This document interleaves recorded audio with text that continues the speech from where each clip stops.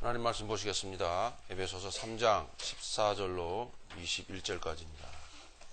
찾으셨으면 우리 한 목소리로 봉독하시도록 하겠습니다. 이러므로 내가 하늘과 땅에 있는 각 족속에게 이름을 주신 아버지 앞에 무릎을 꿇고 비노니 그의 영광의 풍성함을 따라 그의 성령으로 말미암아 너희 속사람을 능력으로 강건하게 하시오며 믿음으로 말미암아 그리스도께서 너희 마음에 계시게 하시옵고 너희가 사랑 가운데서 뿌리가 박히고 터가 굳어져서 능히 모든 성도와 함께 지식에 넘치는 그리스도의 사랑을 알아 그의 너비와 길이와 높이와 깊이가 어떠함을 깨달아 하나님의 모든 충만하신 것으로 너희에게 충만하게 하시기를 구하노라. 우리 가운데 역사하시는 능력대로 우리가 구하거나 생각하는 모든 것에 더 넘치도록 능히 하실 이에게 교회 안에서와 그리스도 예수 안에서 영광이 대대로 영원 무궁하기를 원하노라. 아멘.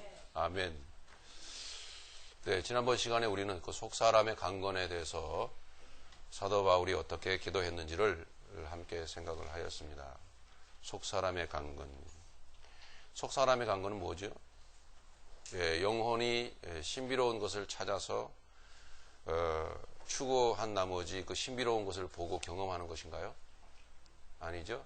속사람의 강건은 하나님의 구원하신 그 영혼에 우리 주님이 계심으로 말미암아 우리 전인적인 우리의 모든 삶이 하나님의 기뻐하시는 뜻 가운데서 아름다워지는 것입니다. 그것이 속사람의 강건입니다. 그럼에도 불구하고 우리는 겉사람의 이 속사람의 강건을 목적하시고 우리에게 사랑으로 역사하시는 하나님의 뜻에 반대하고 거부하고 싫어하는 겉사람을 동시에 우리는 가지고 있습니다. 그래서 그 속에서 우리는 갈등을 하고 있는 것입니다. 속사람으로는 하나님의 법을 하나님의 말씀과 또 하나님의 그 말씀의 뜻을 사랑합니다. 맞죠? 어떠세요? 하나님의 그 뜻을 사랑하고 따르고자 하는 마음이 아예 없는 사람도 물론 있습니다. 그러나 주님을 믿노라고 하는 사람들은, 그리고 영적으로 거듭난 사람들은 반드시 그것이 있습니다. 있는데 그걸 싫어하는 속성도 또 같이 느낍니다. 이것이 이제 우리의 인생의 고뇌죠. 어쨌든 속사람의 강건이라고 하는 것은 정신과 마음의 건강을 말합니다. 정신이 건강한 것, 마음이 건강한 것. 그러면 좋은 말이 나가겠죠? 좋은 표현이 나가겠죠? 선한 생각이 나가겠죠? 행동으로 옮겨지겠죠. 사람의 말에는 그 사람의 인격이 담겨 있지 않습니까? 우리의 삶의 표현은 다양하지만 말이 가장 중요합니다. 그렇죠? 그래서 이 말을 생각을 할 수 있는데 사람의 말에는 그 사람의 인격이 담겨 있는 거죠. 그래서 그 인격을 통해서 말이 나오는 것입니다. 그래서 그 말로 인해서 사람들을 살리기도 하고 소망을 갖게도 하고 그 말로 인해서 사람들을 죽이기도 합니다.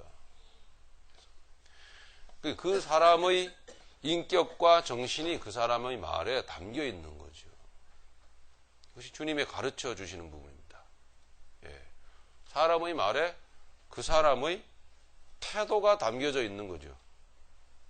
그 사람의 수준을 가늠할 수 있겠다는 거죠. 특별히 저나 여러분들은 성도입니다. 성도의 입에서는 예수님의 생각과 태도가 나가게 되어 있습니다. 놀랍죠?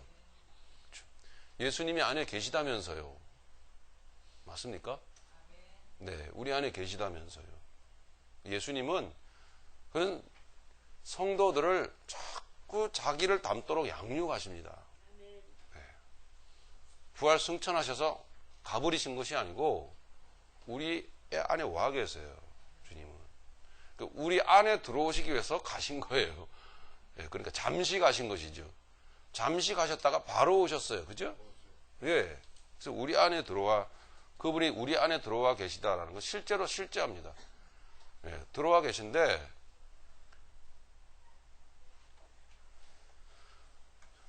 자, 좀 문제가 있는 것은, 문제는 우리의 삶 가운데서 우리 안에 들어와 계신 그분을 생각하려고 하는 마음이 많이 부족하다라는 거죠.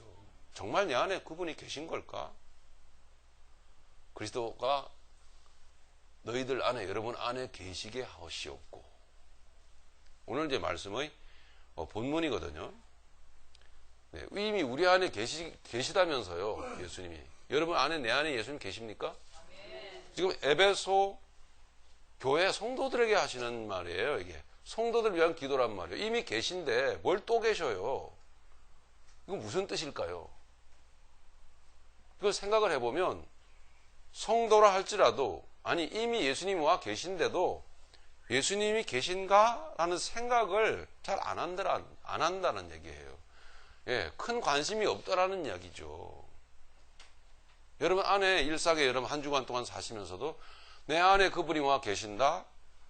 그분이 와 계신다? 예.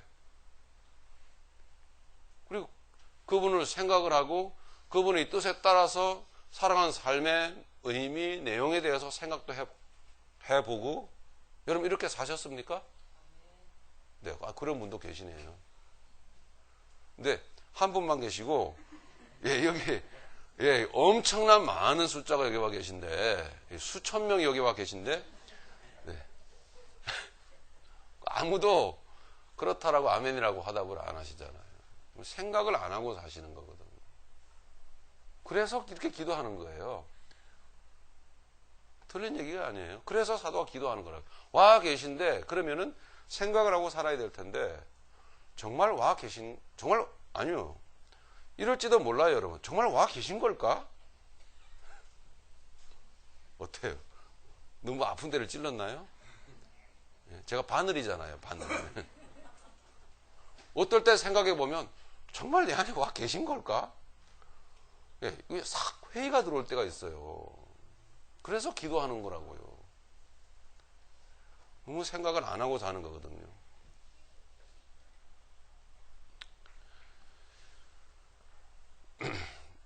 네, 사람들을 지난 한 주간 동안도 어떤 분들을 좀 만났죠. 저는요, 사람들을 만나면서 살잖아요. 만나면 제가 묻습니다. 의도적으로 물어요. 그러나 아주 평범한 말로 묻죠. 어떻게 사세요? 이렇게 묻습니다. 그럼 뭐라고 대답하나 제가 귀를 기울여 보죠. 예, 나름 계산 속에 있어서요. 그런데 대부분이 그냥 뭐라고 대답하는지 아세요? 대충요. 예, 대충요. 또 뭐라고 대답하는지 아세요? 사는 게 다 그렇죠, 뭐. 근데 그렇게 대답하시는 분들이 어떤 분들이냐면 성도라고 자처하시는 분들이 그래요. 여러분, 내 안에 예수님이 와 계시고 그분에 대한 어떤 의식을 조금이라도 갖고 있고 와 계신다? 이렇게 믿고 또 나름은 확신한 가운데 이렇게 사시면 사는 게 다 그렇죠? 이런 대답이 나올까요? 그런 애매한 대답, 그런 무성의한 대답을 할 수가 없어요. 근데 대부분이 어떻게 사세요? 이러면 뭔가 선명한 한국 가을 하늘 같은, 한국 가을 하늘이 얼마나 푸르습니까? 푸르다 못해 막 떨어질 것 같죠? 파란 잉크 같은 물이. 선명한 성도로서의 대답을 하는 분들을 만나보기가 쉽지가 않습니다.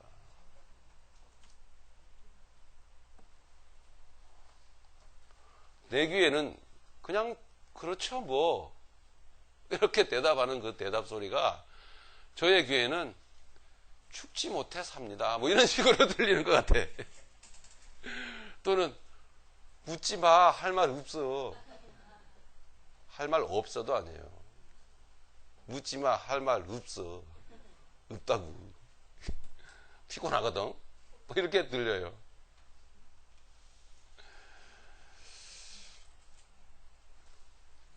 오늘 핵심 본문, 오늘 우리가 함께 생각할 말씀입니다. 우리 지난주에 다뤘던 말씀이 속 사람을 능력으로 강건하게 하시오며, 이 대목이었거든요. 오늘은 17절입니다. 오늘은 사도가 여러분들을 위해서 이렇게 기도합니다. 저도 여러분들을 위해서 이렇게 기도하고 있습니다. 믿음으로 말미암아 그리스도께서 여러분 마음에 계시게 하시옵고. 이미 계신데 뭘 또 기도하나. 믿음으로 말미암아 그리스도께서. 자, 이 말씀은 이런 뜻입니다. 사람이 세상에서 살아가다 희망을 품고 살아가죠. 오늘 힘들어도 내일의 희망을 품고 세상을 사는 것입니다. 네. 때로는 사람이 살다 보면 희망을 잃을 때가 있어요. 두 다리 힘이 쫙 풀리고 그냥 풀썩 주저앉아 버릴 때가 있어요. 희망을 잃는 거거든. 절망. 사람이 살아가다가 희망을 잃게 되면, 소망을 잃게 되면 이 얘기는 뭐냐면, 즉 참 소망을 품고 살아가지 아니하면 극한 상황을 만나게 되었을 때 얼마나 여러분들 사건 문제 많습니까? 극한 상황을 만나게 되었을 때에 이 안에 있었던 숨겨진 그 짐승의 습성, 그 사람의 속성입니다. 그것이. 네. 그것이 드러나게 돼 있어요. 절박한 상황을 다다르게 되면은 내 안에 숨겨져 있던 그런 그 사람의 속성, 짐승적인 속성이 드러나게 되어 있습니다. 사람은 다 그렇습니다. 그래서 사도는 이미 와 계신 예수 그리스도가 더 계속 계시게 하시옵고, 그 말은 하나님이 계속 계셔야 된다. 어떤 일정한 장소에서 이 성도의 심령 안으로 계속적으로 들어가 주셔야 된다. 이런 뜻이 아니에요. 성도가 참 소망이신 예수 그리스도를 계속 소망해야 되고 열망해야 된다는 뜻입니다. 그렇지 않으면 극한 상황, 어떤 문제와 사건을 만났을 때 굉장히 큰 일을 당할 수가 있습니다. 성도인 줄 알았는데 난 성도가 아니구나, 짐승이구나,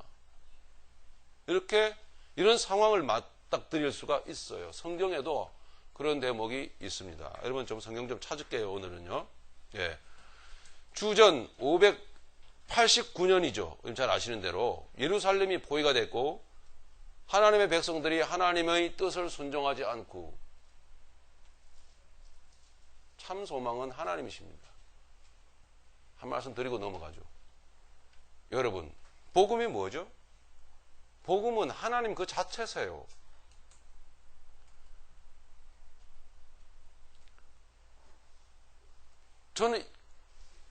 저는 저희 아내에 대해서 이런 마음을 가질 때가 가끔 있었습니다. 그냥 난 당신이 내 옆에 있으면 그냥 된다. 다른 거 필요 없다. 그냥 당신이 내 옆에 있는 것 그 자체로 그걸 열망하고 그걸 만족해 했던 때가 가끔씩은 있었어요. 근데 가끔씩. 네. 네. 놀랍죠? 예. 아, 저 남자가 그럴 때도 있었어? 예. 있었어요.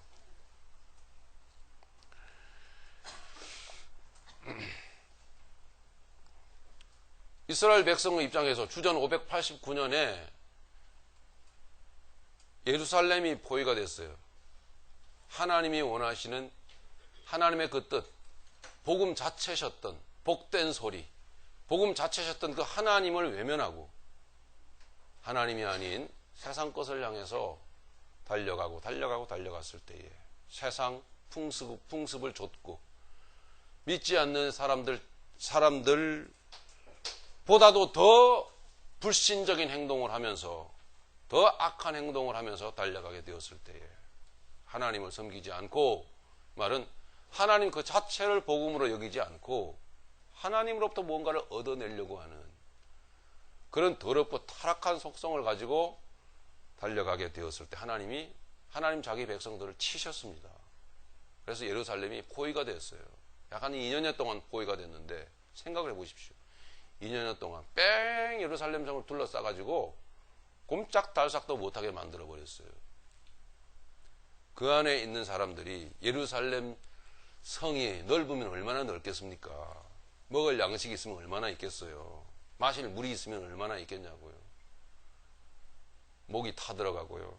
품 안에 있는 자식이 죽어갑니다. 젖먹이 자식이 먹을 것이 없어서, 먹일 것이 없어서 어미가 품 안에서 자기 자식이 죽어가고 있는 것 그냥 바라봐야만 한 거예요.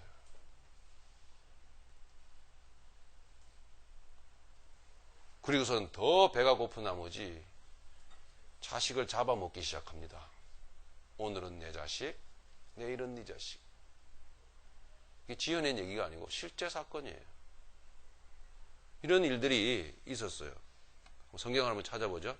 예레미야 애가 4장 6절입니다. 성경 몇 페이지냐 하면 1149페이지.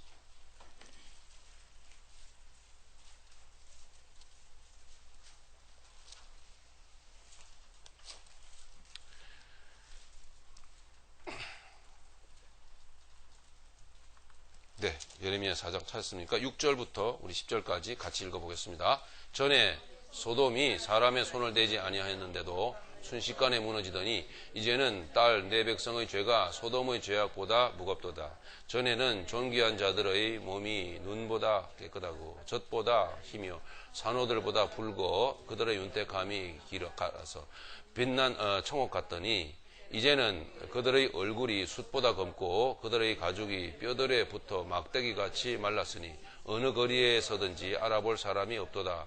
칼에 죽은 자들이 줄여 죽은 자들보다 나음은 토지 소산이 끊어지므로 그들은 찔림을 받은 자들처럼 점점 쇠약하며 감이로다. 딸 내 백성이 멸망할 때에 자비로운 부녀들이 자기들의 손으로 자기들의 자녀를 삶아 먹었도다.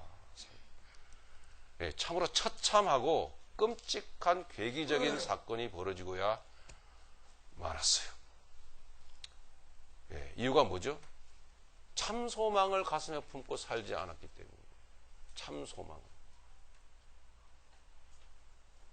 우리가 어떻게 될지 모릅니다.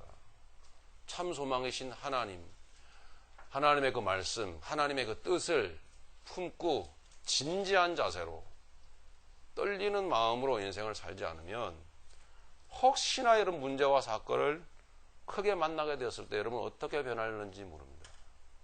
자신하지 마세요.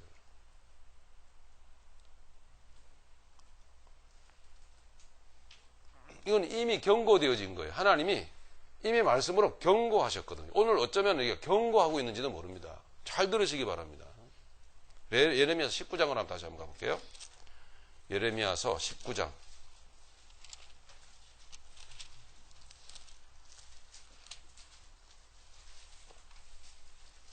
19장 9절입니다. 1082페이지. 찾으셨습니까? 같이 읽겠습니다. 그들이 그들의 원수와 그들의 생명을 찾는 자에게 둘러싸여 곤경에 빠질 때에 내가 그들의 아들의 살, 딸의 살을 먹게 하고 또 각기 친구의 살을 먹게 하리라 하셨다 하고. 아멘.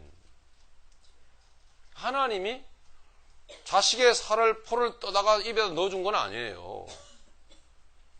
헛된 소망을 품고 달려가던 백성들을 하나님께서 환경을 보내신 거예요. 문제를 주시고 사건을 주셨거든요. 그 하나님은 어떻게 될지를 다 아시는 거예요. 그 문제와 사건 속에서 2년여 동안 꼼짝달싹 못하고 살다 보니까 마실 물, 먹을 양식도 다 떨어진 거예요. 굶는 것도 하루 이틀이죠. 짐승이 되어버린 거예요. 극한 상황을 만나게 되면 사람이 참된 소망을 품고 살지 않으면 안타가 극한 상황을 만나게 되면 사람은 사람이 아니라 짐승으로 변해버립니다.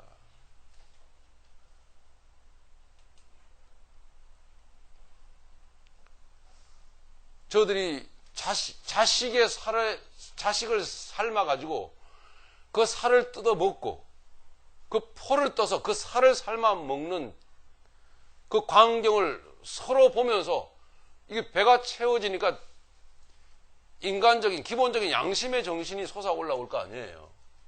보니까 이건 미친 짓이거든요. 미쳐버리는 거예요, 전부 다. 예, 그래서 미친 사람들이 한둘이 아니에요. 끔찍한 일이죠. 이거 아주 괴기적인 일이.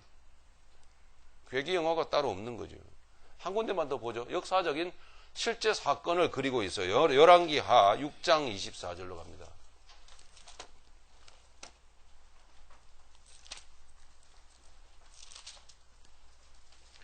구약성경 571페이지 열왕기하 6장 24절.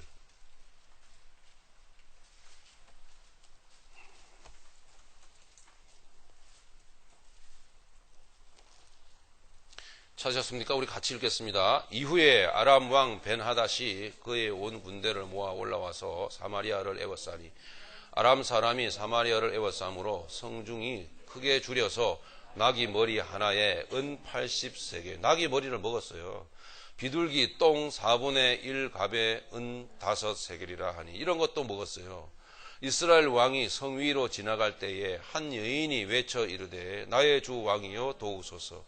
왕이 이르되 여호와께서 너를 돕지 아니하시면 내가 무엇으로 너를 도우리야? 타작마당으로 말미암아 하겠느냐? 포도주 틀로 말미암아 하겠느냐? 아니라 또 이르되 무슨 일이냐 하니 여인이 대답하되 이 여인이 내게 이르기를 네 아들을 내놓아라. 우리가 오늘 먹고 내일은 내 아들을 먹자 하매 우리가 드디어 내 아들을 삶아 먹었더니 그 이튿날에 내가 그 여인에게 이르되 네 아들을 내놓아라. 우리가 먹으리라 하나 그가 그의 아들을 숨겼나이다 하는지라.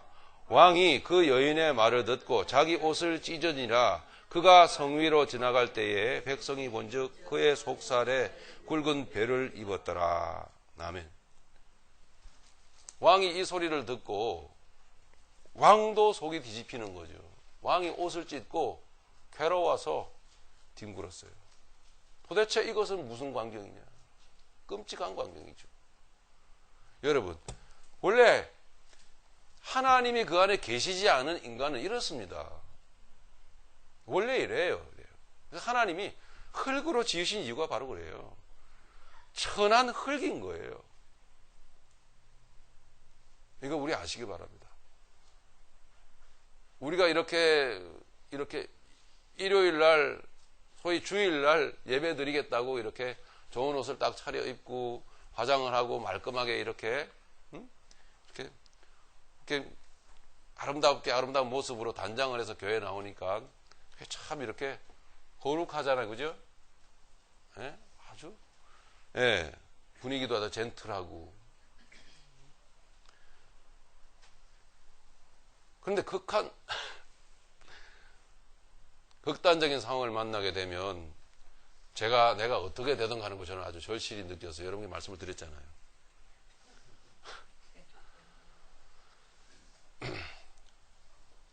자, 우리는 그런 아픈 경험을 통하여서 내가 참 소망을 품고 살고 있지 않구나. 그래서 사도 바울은 기도합니다. 이미 와 계신 예수님을 생각조차 하지 않고 와 계신가? 잘 모르겠다. 이렇게 와 계신 주님에 대해서도 그 인식이 희미해지다 보면 여러분 큰 어려움을 만나게 되었을 때 어떻게 행동하게 될 것 같습니까? 자명한 일입니다. 그래서 본문으로 돌아가 보면은 17절에 에베소 3장 17절에 하나님께서 이렇게 기도시키시는 거예요, 여러분. 성도들은 믿음으로 말미암아 이렇게 말하고 있습니다. 믿음으로 말미암아.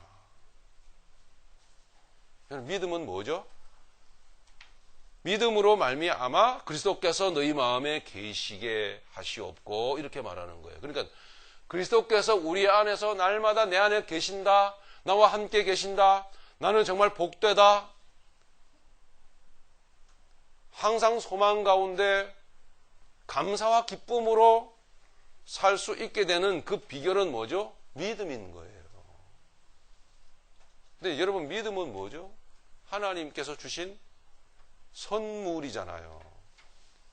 그렇죠? 그 믿음이 내 안에 있는 거거든. 있습니까? 믿음이라고 하는 것은 뭐냐 하면 선물이 맞습니다. 선물인데 믿음이라고 하는 것은 아니요. 선물이라고 하는 것은 어떤 한 존재가 어떤 다른 한 존재에게 주는 것 아니에요. 그렇죠?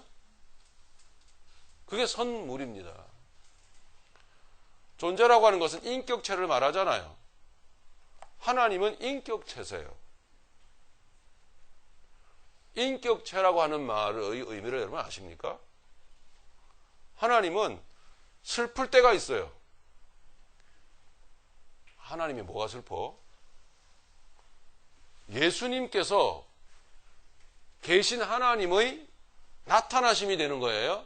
그러니까 예수님은 하나님의 형상이시라 이렇게 가르치고 있어요, 성경은. 그러니까 하나님께서 자기 자신의 그 속성을 인간에게 가르치시고자 나타나신 그분이 곧 예수님이세요. 그러니까 예수님은 곧 단순히 하나님의 어떤 비슷한 인물 혹은 하나님의 그림자 이런 정도가 아니에요. 하나님 자신이 나타나신 거예요. 그리고 왜 나타나셨느냐? 왜? 하나님 자신이 어떠한 존재인 것을 가르쳐 주시려고. 하나님은 슬퍼하셨어요. 그죠? 이게 인격체라는 뜻이에요. 예. 나날이 죄를 쌓아가고 있는 예루살렘을 바라보고 오셔서 우셨단 말이에요. 예루살렘아, 예루살렘. 이렇게 눈물을 흘리셨어요. 하나님은 기뻐하시는 분이에요. 하나님은 진노하시는 분이에요. 하나님은 창세기 6장 보니까 후회하시는 분이에요. 하나님이 후회를 하셔. 하나님은 후회하실 일을 하시는 분이 아니고 후회하실 행동을 하시는 불완전한 존재가 아니에요. 그건 하나님이 왜 후회를 하셨어요? 세상에 인간 만들었음을. 그건 무슨 뜻이냐 하면 하나님이 인격 제시라는 걸, 인격적 존재라는 것을 가르쳐 주시기 위해서 우리가 이해할 수 있는 어떤 그런 개념을 보여주신 거예요. 우리가 믿는 우리의 신앙 생활이라고 하는 것은 그 인격적이신 하나님이 자기를 드러내시는 다양한 인격적인 어떤 표출되는 모습을 통해서 우리는 무언가를 얻게 되는 거거든요. 그걸 바로 뭐라 하느냐? 믿음이라고 하는 거예요.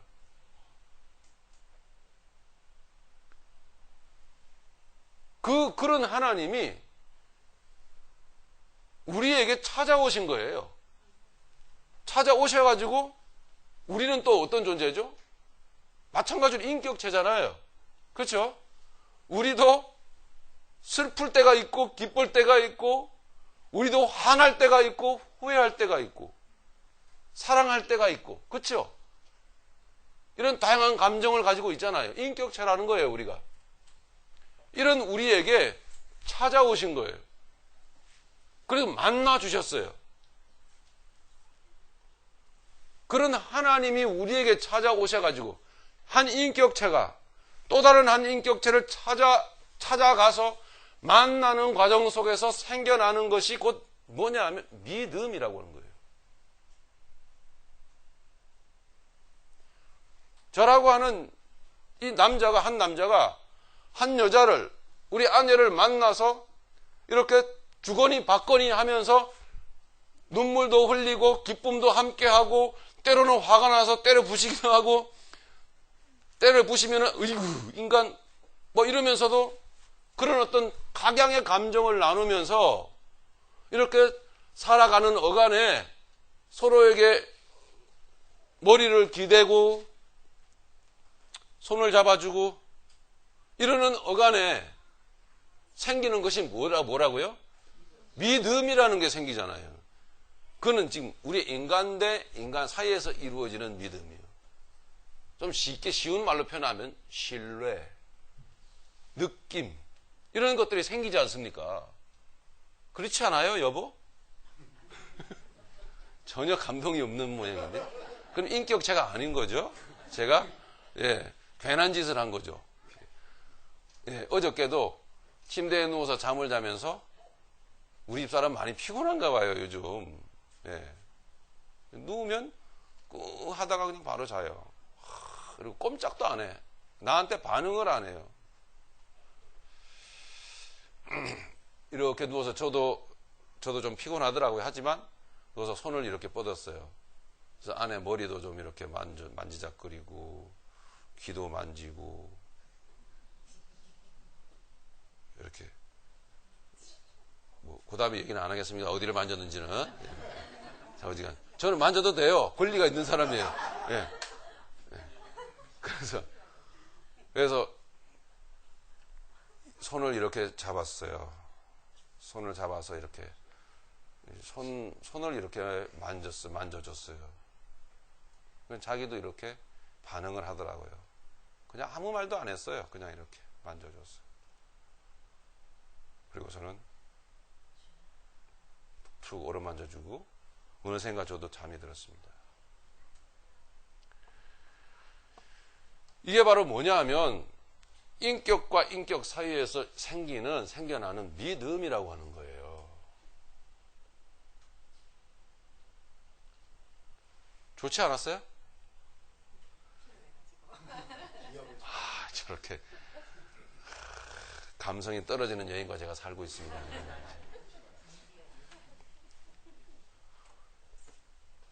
여러분, 하나님은 이 세상에 오셔서 우실 때 우셨습니다. 그리고 힘들어 하실 때 힘들어 하셨어요. 네. 여러분, 메시아가 힘들어 하셨다고요. 마지막 하나님의 그 뜻을 이루기 그 전날 밤, 네. 그 뜻을 앞에 놓고 기도하시면서 힘들어 하셨어요. 네. 땀 많이 흘리고 눈물 많이 흘리고 피 같은 땀을 막 흘리셨다고 쓰고 있잖아요. 예. 그리고 기뻐하실 때가 있었고, 예? 고뇌하실 때가 있었고, 여러 가지 상황 속에서 여러 가지의 감정을 우리에게 보여주신 거거든요. 그 하나님이, 그 예수님이 지금도 우리 안에만 계신 것이 아니라 지금 우리가 살아가는 인생 속에서 계세요. 계시면서 그 인격체이신 그분이 더 깊이 우리를 만나시고자 우리에게 눈물을 주세요. 우리에게 때로는 기쁨을 주세요. 여러분 사시면서 그런 건 못 느끼세요? 한숨도 나와요. 때로는. 어떨 때는 절망스러워요. 예. 그러다가 다시 어떤 소망을 붙들게 돼요. 굉장한 분노가 안에서 올라올 때도 있어요. 이런 우리의 인생을, 우리의 삶을 그분이 환경을 조성하시면서 주시는 거예요.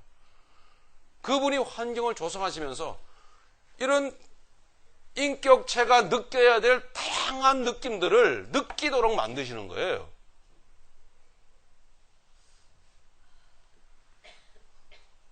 그러면서 성도는 이미 와 있는 자기 안에 예수님을 눈물 흘리는 그 삶 속에서 만나는 거예요.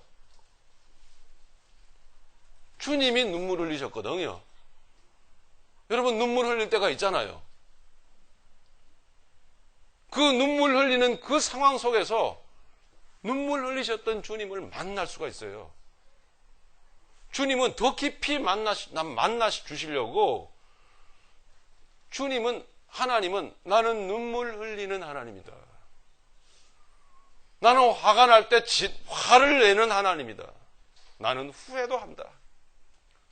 인생 살다 보면 많이 후회스러울 때가 있죠, 여러분. 그렇죠? 왜 성도는 후회 안 합니까? 여러분 거룩한 목사는 후회 같은 거 안 하는 사람인가요? 해요, 여러분. 후회합니다. 내가 저 여자를 왜 만났을까? 막 이러면서 후회를 한다니까요. 그 후회하는 그 타이밍이 어떤 타이밍인지 아세요? 나도 후회했잖니. 그렇게 하나님은 끊임없이 우리에게 내 안에 계시고 내 삶 가운데서 나를 만나시는 하나님이라는 것을 끊임없이 우리에게 가르치세요.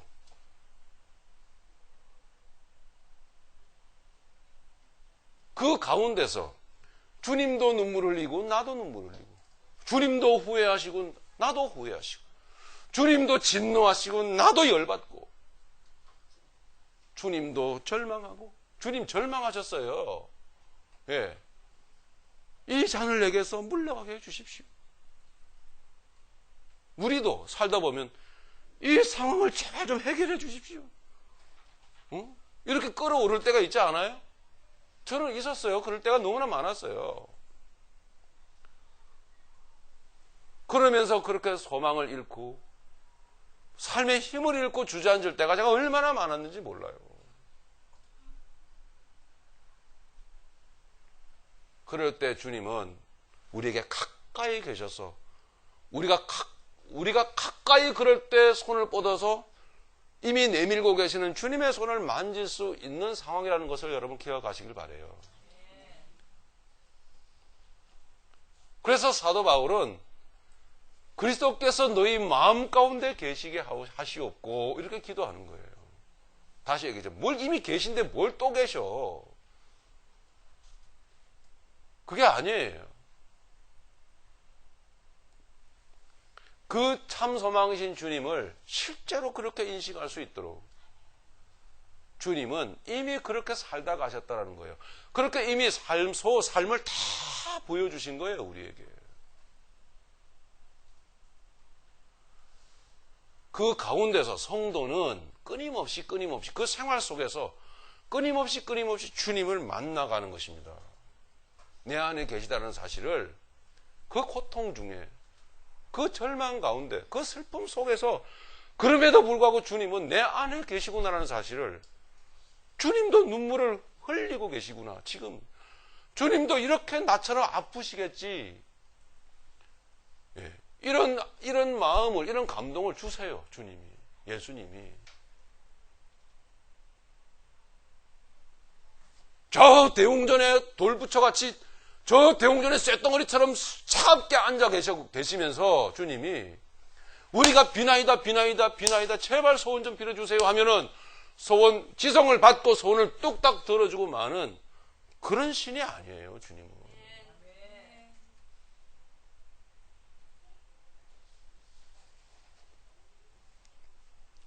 그 만남 속에 그 인격과 인격이 지속적으로 삶 가운데서 만나가는 만남 속에서 믿음은 더 커져갑니다.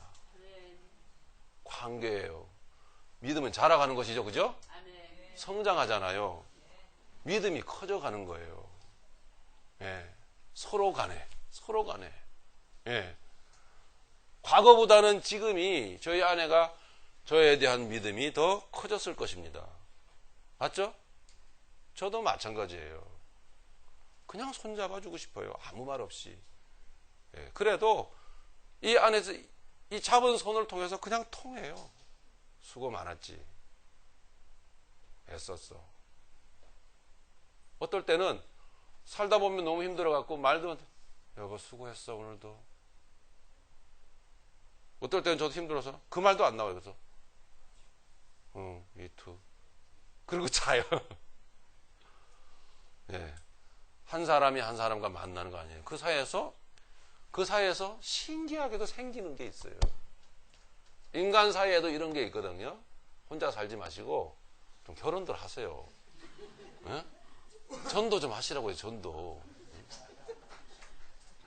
싱글들 얼마나 많아요. 싱글들. 연세 드신 싱글들 너무 많으시는데.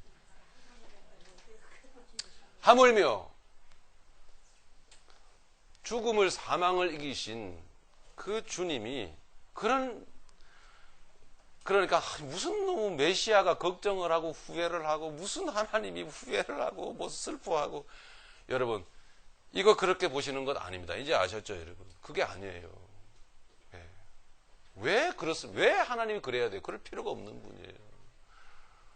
오직 우리의 하나님만이, 우리가 섬기는 신만이, 우리의 하나님만이 그런 분이세요. 우리에게 더 믿음 키워주시려고. 예.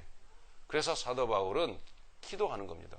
그리스도께서 너희들 마음에 계시게 하시옵고, 이미 계신 그리스도가 믿음의 분량을 통해서 더 확신 가운데 믿어지고 느껴지고 깨달아지고 누려지도록 하기 위해서, 그래야 죽음에서야, 죽고 나서야 벗어지게 될 이 속살, 위험한 속사람의 짐승적인 역사가 역사를 하지 않아요. 즉 삶을 이긴다라고 하는 거죠.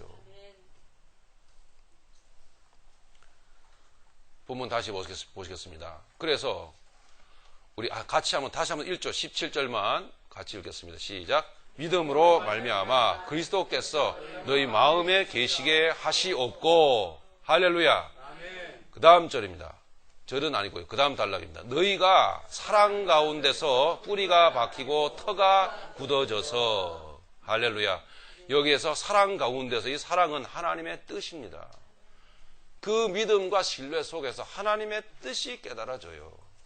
왜 그러셨는지를, 내게 왜 눈물을 흘릴 수밖에 없는 상황이 되어 있는지를, 내가 왜 이렇게 후회하고 있는지에 대하여 단순히 후회 그 자체에 묶여서 계속 후회를 위한 후회를 하는 게 아니라 그 후회함 속에서도 하나님의 뜻을 깨닫는다니까요. 이게 바로 사랑 가운데서예요. 위대한 성도의 삶 아니에요? 사랑 가운데서 뿌리가 박히고 터가 굳어져서, 그래야 여러분 삽니다. 이 말씀이 여러분 삶 가운데 이루어지길 바랍니다. 이래야 우리가 사는 거예요. 여러분들도 기도하셔야 돼요. 마지막으로, 뿌리가 박히고 터가 굳어져서, 그래서 어디서 많이 본 구절이 있는데, 비슷한 구절이 어디죠? 시편 1편 한번 가볼까요? 시편 1편을 잠깐 우리가 함께 나누고 마치도록 하겠습니다.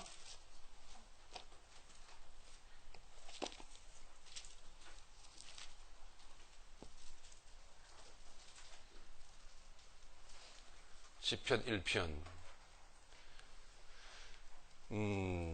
3절까지 같이 읽겠습니다. 복 있는 사람은 악인들의 꾀를 따르지 아니하며 죄인들의 길에 서지 아니하며 오만한 자들의 자리에 앉지 아니하고 오직 여호와의 율법을 즐거워하며 그의 율법을 주야로 묵상하는 자로다.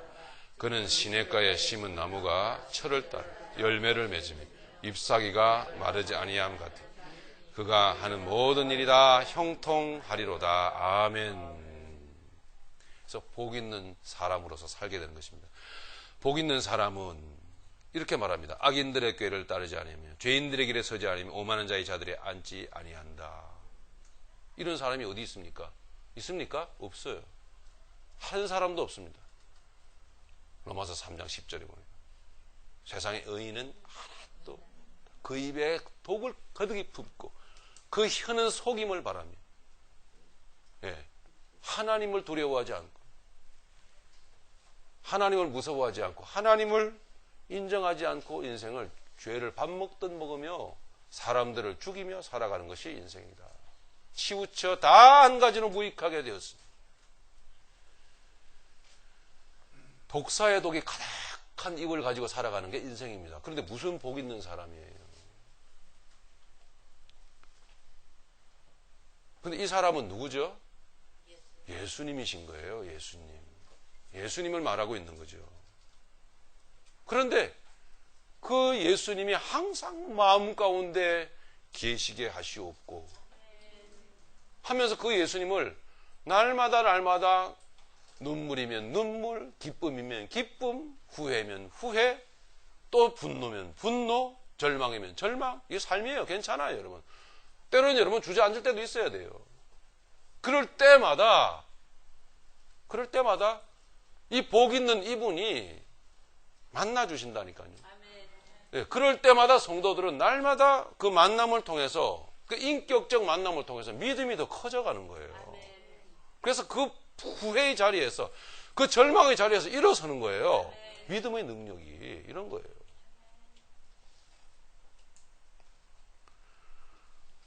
그래서 여호와의 율법을, 오직 여호와의 율법을 즐거워하여 그 율법을 주야로 묵상하는 자로다. 주야로 묵상하는. 이 묵상이라는 말은요, 정적인 면과 동적인 면을 같이 가지고 있는 단어예요. 말씀을 읽고 국어 사전적인 묵상 이런 게 아니고, 묵상은 행위까지를 포함하고 있는 거예요. 3절이 설명을 하고 있잖아요. 그 묵상을 설명하는 거거든요. 그 묵상하는 자는 시냇가에 심은 나무가 철을 따라 움직이잖아요. 그죠? 자라고 있잖아요. 철을 따라 열매를 맺으며 그 잎사귀가 마르지 아니함 같으니 그 행사가 다 형통하리로다. 형통이라는 단어를 보면 떠오르는 사람이 있잖아요. 누구? 요셉. 예, 요셉이 떠오르죠. 어느 날 아버지가 이복 형제들의 안부를 물으러 요셉을 보냅니다. 요셉을 보냈는데 요셉이 형들의 안부를 물으러 갔다가 그만 형들의 모함을 받습니다. 안 그래도 꼴보기 싫어 죽겠는데 꿈꾸는 자, 맨날 꿈꿨다고 꿈을 얘기하면서 척 들어도 그 꿈의 내용이 뭘 말하는지를 아는데 그렇게 자기 자랑을 해대고 있더라는 얘기죠. 그러니까 평소에도 싫었는데 아이 꿈꾸는 자가 오네요. 그래서 죽이려고 했습니다. 죽이지는 않았지만 구덩이에다 집어넣고서는. 그리고서는 장사치들이 지나가는데 장사치들이 팔아버렸죠. 그리 애굽으로 팔려갔습니다. 그 팔려간 요셉이 그 애굽에서 보디바르의 집에서 하나님께서 아버지를 통해서 주신 축복과 하나님께서 내게 주신 그 꿈을 잊지 않고 그 애굽 땅에서 노예 생활하면서 성실하게 살았습니다. 사는데 그곳에서도 또 문제를 만납니다. 열심히 살았는데 모함을 받습니다. 주인의 아내로부터 모함을 받죠. 그래서 감옥에 들어가게 됩니다. 그런데 신기하게도 하나님은 뭐라고 하죠? 하나님께서 저와 함께 하셨으므로 그가 형통한 자가 되어. 이게 형통입니다. 형통.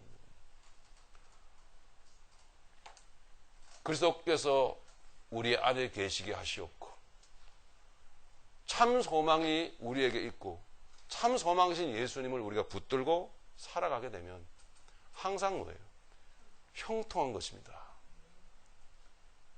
하나님께서는 우리에게 이렇게 이끌고 계시거든요. 실제로 그렇게 형통한 자가 되어 그렇게 하나님께서 우리를 은혜로 보호하시고 친히 복되셨다라는 거, 우리 안에 복되셨다라는 그 사실을 하나님께서 지금 그리스도 안에서 우리에게 깨우치시고 계시고 깨닫게 하시는 거예요. 그래서 시편 1편을 보시면은 그가 하는 모든 일이 다 형통하리로다 이렇게 말씀하고 있는 거예요. 예수 참 소망이신 그분이 내 안에 날마다 느껴지고 깨달아지고 그분으로 인해서 믿음이 날마다 커져가기 때문에 그 자체가 뭐예요? 형통인 거예요. 그 자체가. 적어도 성경은 이렇게 여호와 하나님이 요셉 그와 함께 하심으로 그가 형통한 자가 되었더라. 감옥에 갔어도.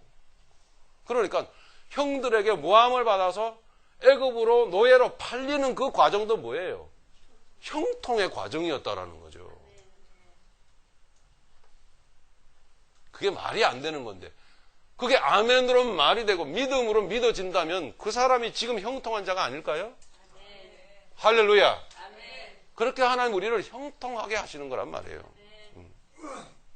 시편 1편을 조금만 더 보시겠습니다. 4절에 보니까 악인들은 그렇지 아니하며 오직 바람에 나는 겨와 같도다. 그래서 말과 행동에 있어서 힘이 없는 거예요, 여러분. 악인의 말과 행동은 힘이 없어요. 그래서 바람에 나는 겨와 같도다. 여러분 인생 사시면서 내가 사람을 만나서 이 얘기 저 얘기 하는데 얘기 아까 말씀드렸죠. 말에 힘이 없고 말에 가닥이 없고 말에 핵심이 없는 것 스스로 여러분 느낄 때가 있지 않으셨어요? 예, 사는 게 다 그렇죠. 뭐 다시 얘기해. 이게 성도가 할 얘기입니까? 예, 오늘 그 한 파트대로 여러분 도전 받으시고 절대 여러분 입에서 그런 얘기가 쉽게 나오면 안 되는 거예요. 여러분 언어에 여러분 행동에 의미가 담기고 힘이 실리기를 바랍니다. 예, 악인들은 그렇지 않으면 오직 바람에 나는 겨와 같도다. 그러므로 악인들은 심판을 견디지 못하면 세상이 여러분 심판의 현장이에요. 이 우리가 살아가는 세상이 온통 전쟁터라고요, 여러분. 견디지를 못하는 거예요. 죄인들이 의인의 회중에 들지 못하리로다. 무릇 의인들의 길은 여호와께서 인정하시나 악인의 길은 망하리로다. 하나님이 여호와께서 의인의 길은 인정하신다. 인정하신다는 말은 헬라어로 이 인정이라는 단어는 야다라는 말이에요. 야다. 많이 들어보셨죠? 야다. 무슨 뜻이에요? 한 몸 된 상태예요. 같이 동침하는 상태예요. 같이 자는 상태예요. 하나님이 인정하시는 거예요. 잘했어. 이게 아니고 저 멀리 계신 하나님이 우리의 어떤 행동을 보고 잘했어. 이것이 아니고 같이 계신 거예요. 하나님은 우리에게 최종 심판주로 우리 예수님 오셔서 우리에게 요구하실 때에 그 요구의 기준이 너 뭐 했어? 이게 아니에요. 이 야다를 물으세요. 반드시. 너 뭐 했어? What you did? 이거 안 물으신다고요. 너 뭐 했니? 그런 종교생활 안 물으셔요. 오직 한 가지를 물으십니다. 오직 한 가지를 물으세요. 너 어떻게 살았는지를. 그 내용을 물으십니다. 뭐라고 물으실까요? 너는 누구냐? 이렇게 묻는 거예요. 그렇죠? Who you are? 너는 누구냐? 이렇게 묻는 거예요. 그 말은 주님이 우리는 누구인지 몰라서 묻는 게 아니에요. 양이나 염소나 다 아세요.